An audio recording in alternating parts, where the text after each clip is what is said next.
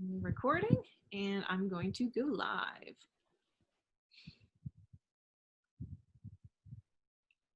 We'll give it a second to load.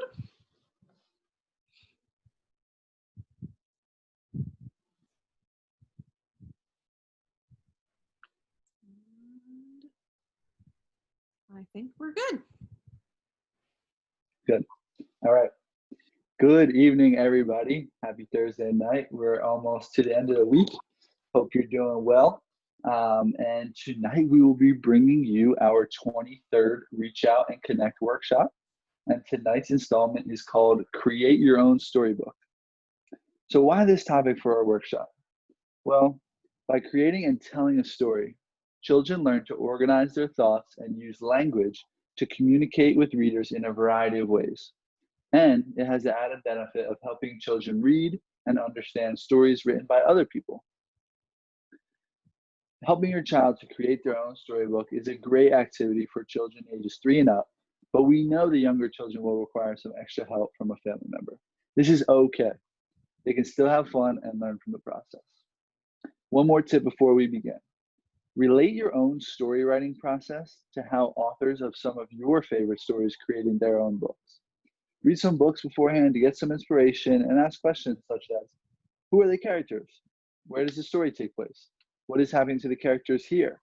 Why are we interested in this particular character? All those are good framing, hopefully, tips for you before we dive into this topic.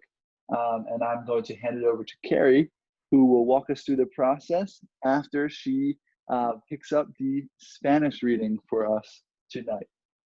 All right. Bienvenidos a nuestro taller número 23 de Reach Out and Connect, llamando Crea tu propio libro de cuentos. Al crear y contar una historia, los niños aprenden a organizar sus pensamientos y a utilizar el lenguaje para comunicarse con los lectores de diversas formas. Escribir cuentos también ayuda a los niños a leer y comprender cuentos escritos por otras personas. Ayudar a su hijo a crear su propio libro de cuentos es una gran actividad para niños de 3 años en adelante. Pero sabemos que los niños más pequeños necesitaron ayuda adicional de un miembro de la familia. Esto está bien, todavía pueden divertirse y aprender del proceso.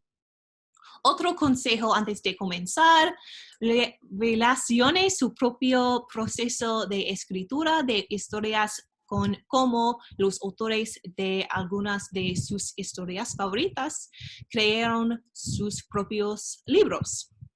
Lea algunos libros de antemano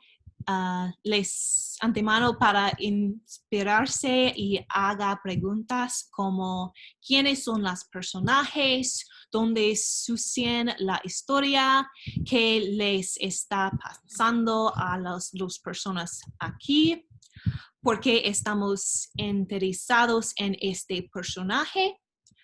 Ahora se lo voy a entregar a Michael, quien puede comenzar Carrie. I will start. Quien puede comenzar a guiarnos a través del proceso. All right, guys, thanks for bearing with us. We are going to start now, and we'll have a PowerPoint up.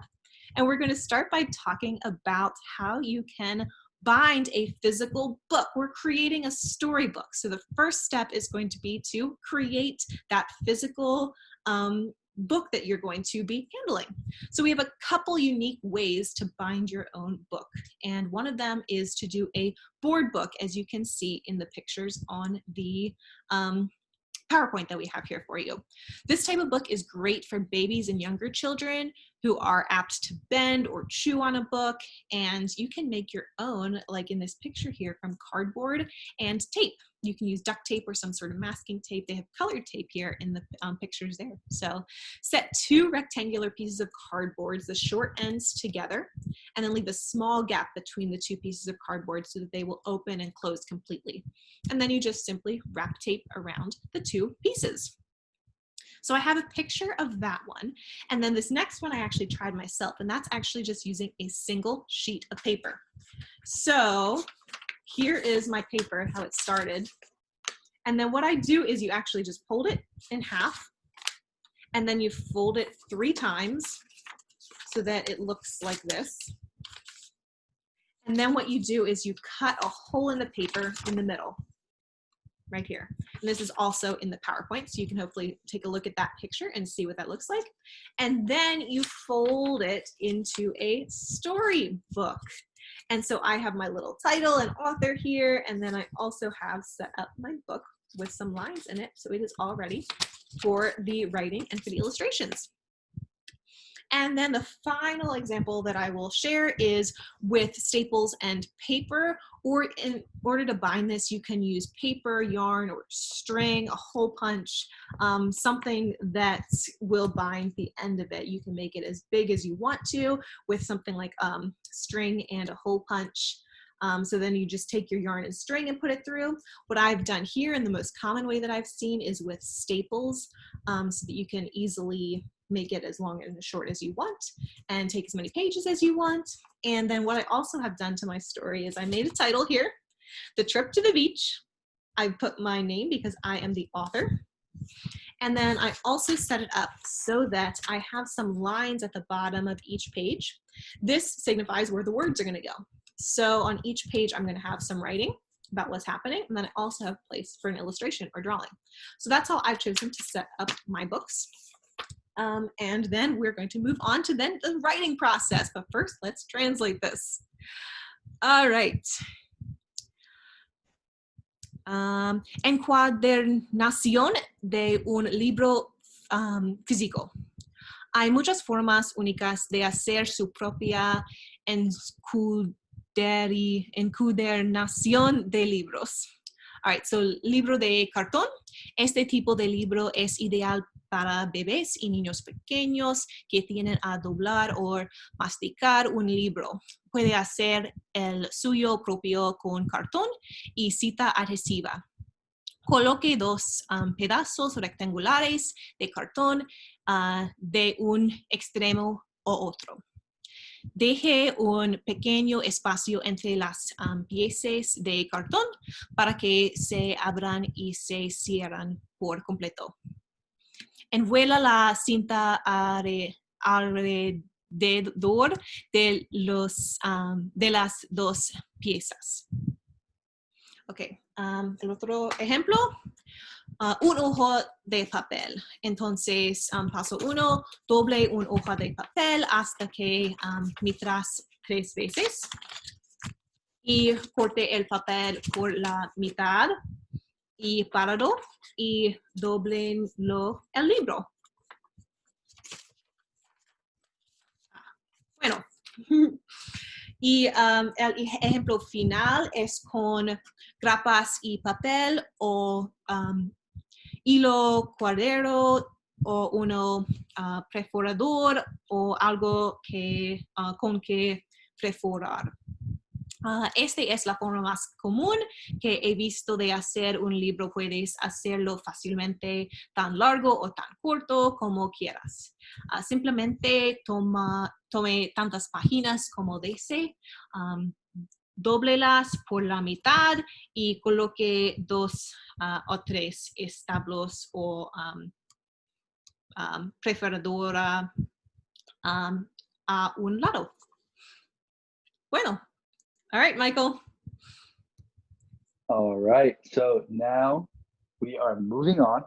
Now that we have our physical book, it's time for the fun part of writing our own story. So as we work to get our story together, this is a great time to introduce the different elements that make up a story: characters, settings, and plots. So in one of our first workshops, we talked about storytelling and created a storytelling map that you can use to help guide the process. And this is posted right on the slide right there for you guys to see. So to start, characters. Characters are the individuals in the story. These could be people or animals or any other things if you have creative imagination. So let's look at the popular story, The Snowy Day by Ezra Jack Keats.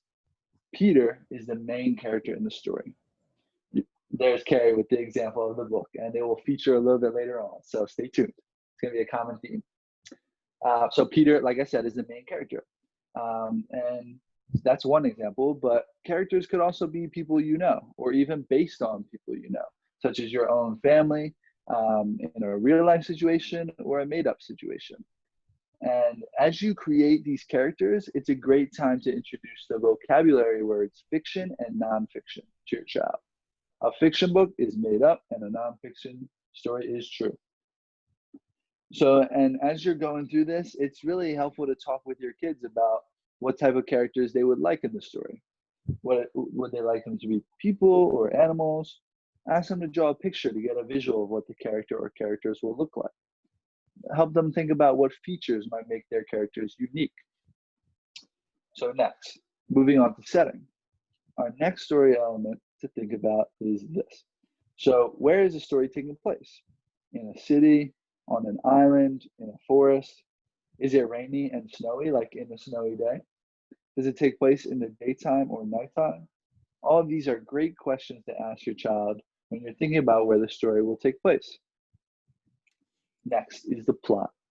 So the plot is what happens to the characters in the story. This is one of the most fun parts because you and your child can be super creative and as expansive as you want to be. It can be helpful to plan your story out by thinking what will happen at the beginning, the middle, and the end, as we see in the diagram on the slide. You can talk through this together or create a quick storyboard where you will map out what will happen. And so, but if you're struggling to think about what you want your story to be about, it's always helpful to use events in your child's life as examples of stories that they can share. If you went to the beach recently, you can write about a story about that day at the beach. Or you can write a story about a time your child faced a challenge and overcame it. This is a really helpful way to help them truly connect and learn to the best of their ability. En español. Mientras crean juntos su historia, es un buen momento para presentar los diferentes elementos que componen una historia: personaje, escenario y trama. En uno de nuestros primeros talleres hablamos sobre la narración de historias y creamos un mapa de narración que puede usar para ayudar a guiar el proceso. Entonces, personajes. Los personajes son los individuos de la historia. Pueden ser personas o animales. Entonces, ejemos un vistazo a historia popular, El día nevado de Ezra Jack Keats. Peter es el personaje principal de la historia. Tus personajes también pueden ser personas que conoces. Entonces, podrías escribir una historia sobre tu propia familia, sobre una situación de la vida real o una situación inventada. Esta sería un buen momento para presentar el vocabulario de ficción y no ficción. Una historia de ficción se inventa y una historia verdadera no es ficción. ¿Qué personajes te gustaría en tu historia? Hable con sus hijos sobre si serán personas o animales.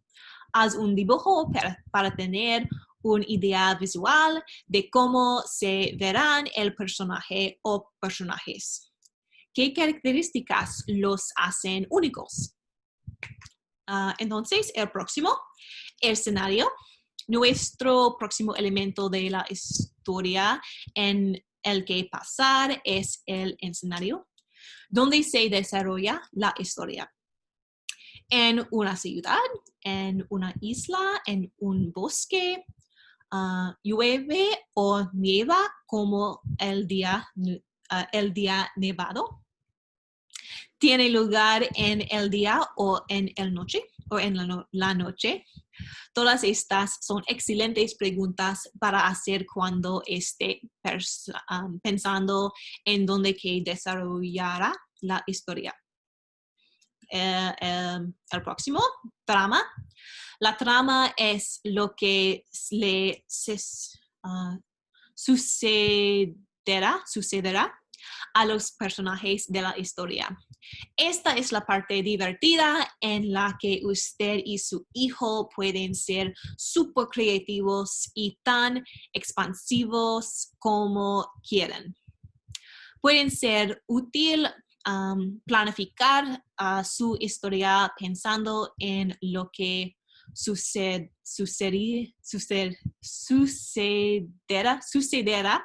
al principio, a la mitad y al final.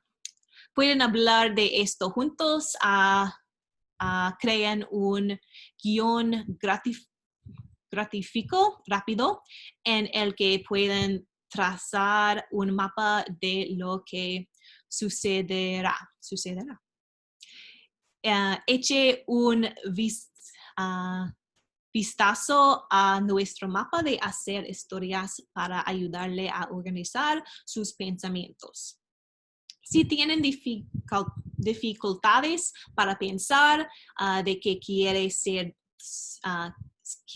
que se trata su historia, siempre es útil utilizar los eventos de la vida de su hijo como ejemplos de historias que pueden compartir. Si fue a la playa recientemente, pueden escribir una historia sobre su día en la playa. Entonces, mi libro, Día en la playa. O puede escribir una historia sobre una ocasión en que su hijo enfrentó un desafío o lo superó. Bueno, el próximo. All right. So thank you, Carrie. So now that we have the physical book binding and the idea of what our story will be about, it's time to put it together. So we will say you can start with the title page if you want, but oftentimes it is easier to do it this way, where we come up with the story and then come up with the title afterwards. And in real life, authors rarely write their title first and then the story. It's a fun fact. It almost always starts with a story and then the title is decided at the end. So just little tips there.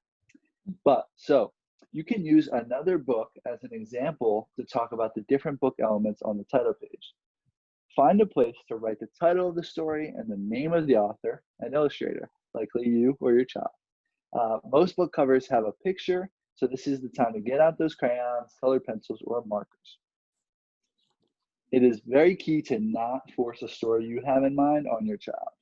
Even if their story doesn't quite make sense, that's okay. Use this time to have them be creative, get excited, and bond with them. Later, you can always go back and talk more about the parts of the story and how there needs to be a beginning, middle, and end. Plus, things that might not make the most sense tend to be the funniest. And this goes in line with the process-oriented approach that we've been talking about in our past workshops. So always important to remember that. And so the parts of the story that I discussed in the last section are good to go over more formally for 3-year-olds and up, but that doesn't mean a toddler can't make their own storybook with you. They will create what is developmentally appropriate for them. In addition, the illustrations or pictures will be the piece that brings your story together. Talk about what is happening at each part of the story and what would be the best picture to draw. For example, now we're coming back to the snowy day. When the boy, Peter, is walking in the snow, the pictures show his footprints. It's a great idea to have your child write this story if they can. You can always write underneath their scribbles to interpret their thoughts. If your child is not that excited about writing, have them draw all the pictures first and then ask them to tell the story to you in their own words. As they are telling their story, write what they're saying below the pictures. This will show them that their spoken words correspond with written words. And if your child doesn't want writing on their pictures, that's okay too. You have just created a wordless picture book. And wordless picture books are always fun because every time you go to read the story together, it changes a little. And so to give you some insight into what writing looks like at different developmental stages of a child, take a look at Carrie's childhood notebook, which we have here to show. As scribbles are truly the beginning of a child learning to write full words, as Carrie is writing full words and crushing it these days, and she started out with scribbles. So it will be the same likely for your child too. Yeah, so I had a great example here of one of my first journals, and we can see some progression of my scribbles. We have some just messy stuff that's like circles all over the pages, but then you can see me starting to write in the lines, and this is my idea of my first words that I was writing in my journal.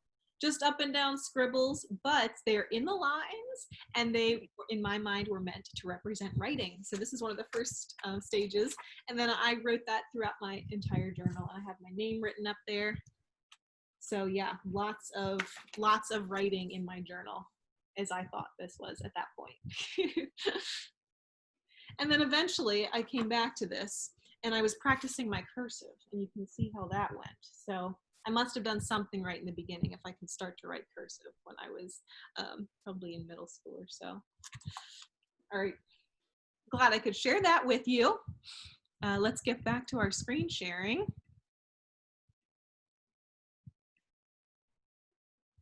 There we go.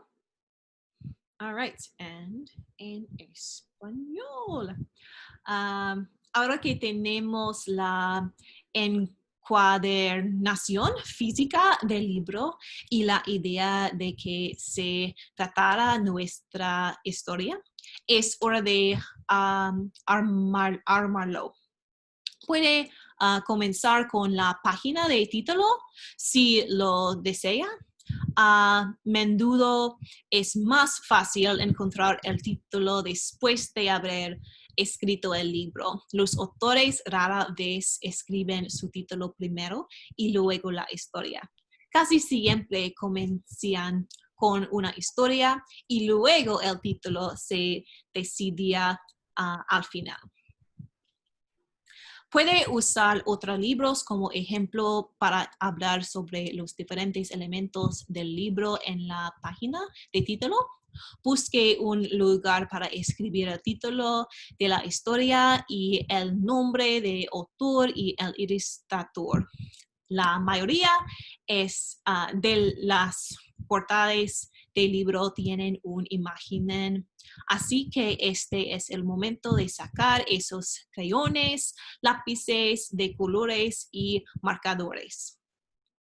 Es importante no imponerle a su hijo una historia que tenga en mente, incluso si su historia no tiene mucho sentido. Está bien, utilice este tiempo para que sean creativos, se emocionen y se vinculen con ellos. Más adelante siempre pueden volver atrás y hablar más sobre las partes de la historia y cómo debe haber un principio, el medio y un final. Además, las cosas que pueden no tener más sentido tienden a ser las más divertidas. Las partes de una historia que Michael habló son buenas para represar de manera más formal para niños de 3 años en adelante. Pero eso no significa que un niño pequeño no pueda hacer su propio libro de cuenta contigo. Creerán lo que sea apropiado para su desarrollo. Las ilustraciones o fotografías serán las piezas que unirá su historia. Hable sobre lo que está sucediendo en cada parte de la historia y cuál sería la mejor imagen para dibujar. Por ejemplo, en el día nevando, cuando el niño Peter camina en la nieve, la imagen muestra sus hojuelas. Es genial que su hijo escriba la historia, si puede. Siempre puedes escribir debajo de sus garabatos para interpretar sus pensamientos. Si a su hijo no le entusiasma la escritura, pídale que dibuje todos los dibujos primero y luego pídale que le cuente la historia con sus propias palabras. Mientras cuentan sus historias, escriba lo que están decidiendo debajo de las imágenes. Esto les mostrará que sus palabras ablandadas se corresponden con las escritas. Si su hijo no quiere escribir en sus dibujos, está bien. Acaba de crear un libro de imágenes sin palabras. Los libros ilustrados sin palabras siempre son divertidos porque cada vez que van a leer las historias, cambia un poco. Entonces, para darle una idea de cómo se ve la escritura en las diferentes etapas de desarrollo de un niño, mira la pantalla. Los garabatos son realmente el comienzo de que un niño aprenda a escribir palabras completadas. Bueno, Michael, recursos. All right, so to wrap it up, as usual, we want to draw your attention to some resources.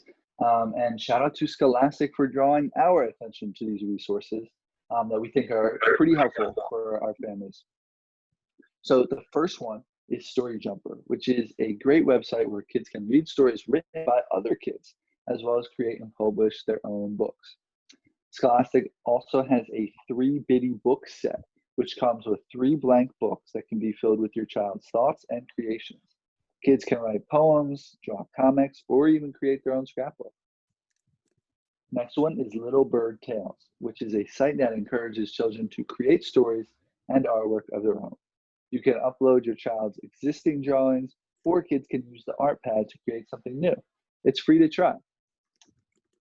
Further, Storybird is a lot of fun.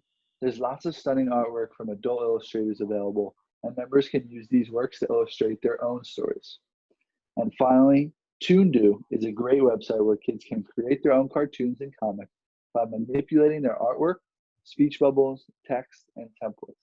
It has a bookmaking feature where you can compile your created comics into a book. Okay, and all of these resources are now in the Facebook Live comment section. So feel free to check them out. Y en español encontramos muchos recursos excelentes. Grita a Scholastic por llamar nuestra atención sobre estos recursos.